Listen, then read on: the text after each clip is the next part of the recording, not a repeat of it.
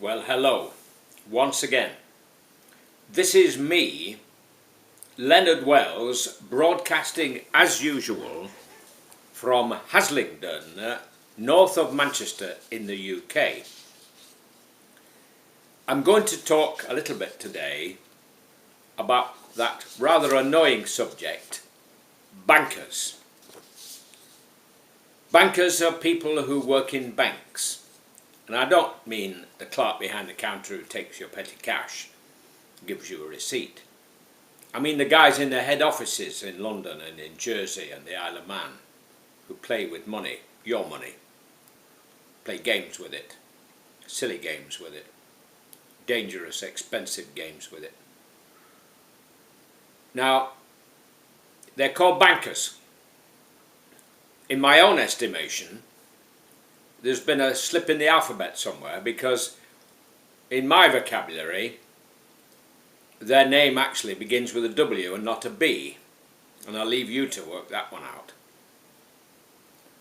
Now, it isn't that long ago that they practically ruined the world financially, these guys, because the clever ones who were making the $1 million bonuses were sitting in their offices thinking up clever ways to make more money for the bank. So they were collecting together heaps of mortgages on properties which really weren't worth a light, and mortgages given to people who couldn't afford them anyway, and they were selling them on to other banks and passing the parcel, as it's called, waiting for it to explode in somebody's face.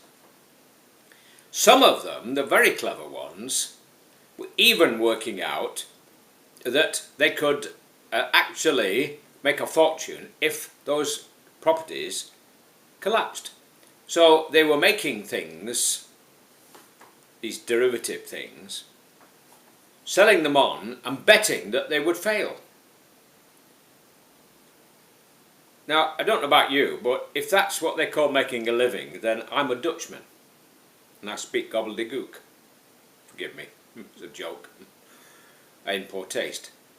Now, when we got hot under the collar about these banks and threatened to break them up, they said, oh, if you do that, we'll move our headquarters out to Switzerland, where they're offered low taxes. Let me tell you something about Switzerland. During the war, and before the war in fact, a lot of Jews put their money into secret bank accounts in Switzerland because they saw what might happen with the Nazis. They thought they might lose all their assets, so they hid them away, in many of them in what's called Swiss numbered accounts. And I've actually been in Swiss banks and talked to them about Swiss numbered accounts, so I do know what I'm talking about. And very cleverly, at the end of the war, after almost all of the account holders had been killed by the Nazis in the concentration camps, Auschwitz, Birkenau and all those other ones, when their relatives came along to collect the family fortune, the clever bankers said, well, produce the death certificate, prove to us that they're dead. Knowing full well that they couldn't, because they knew that the Nazis had not issued death certificates. They were very efficient at killing people, but they didn't issue death certificates. Now these Swiss bankers knew this, so they sat on hundreds and thousands of millions of dollars worth of assets until quite recently, when they were forced by people taking them to court in America to make reparation for this. They were very clever. And then, also being very clever, they quietly arranged things so that in Switzerland the law said they weren't allowed to disclose anything about anybody's account to anybody else outside their country. It was against the law. And they quietly put it about around the world. Listen guys, put your money in Swiss banks. No questions will be asked where it comes from. And because we know you don't like paying taxes, we won't tell anybody. We'll keep mum. We'll keep stum. We'll not spread the word. So, for many decades since the war, people have put their money in Switzerland and other places like Liechtenstein and Jersey and one or two more, but most of them in Switzerland. And it's well known that thousands of Italian businessmen every weekend would cross the border into Switzerland with suitcases full of cash to put into their account to avoid tax, because they knew the Italians would tax them. So they put it in Switzerland where they knew the Swiss would keep stum. Very clever, the Swiss. They kept out of all the wars. They didn't want to know about the EU, but when it was obvious that it was going to work, they quietly arranged things so that they got all the benefits with none of the difficulties. So as far as I'm concerned, these bankers, and don't forget what I said at the beginning about there's been a letter transposed in their name, these bankers should poodle off to Switzerland. I'll give them a lift to the station, because they'll be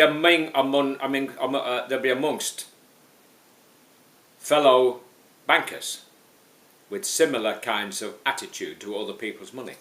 Now, in today's news, we read that in France, French banks have just been fined 385 million euros, which is about 300 million pounds, because they all got together and fiddled the system, and they fixed the price for handling cheques. So these super wealthy people, paying themselves super bonuses, making a fortune, quietly rang each other up or sat and had lunch somewhere and said, don't tell anybody, but let's fix the price of cheques. So not only are they charging you a fortune for your overdraft, but they're on the fiddle as well. So they should go to Switzerland because they'll be in damn good company. And they should stay there as far as I'm concerned. I don't know about you.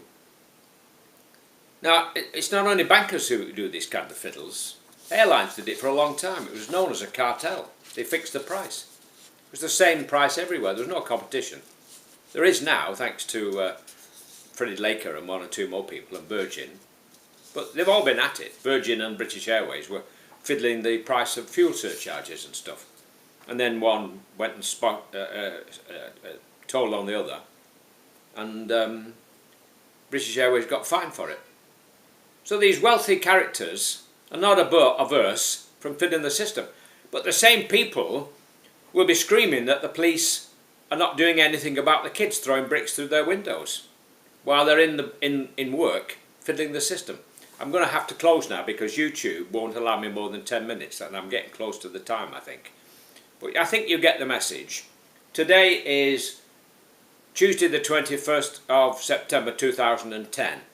Remember what I said. God bless to you all while it's still legal in Britain to say God bless. Take care.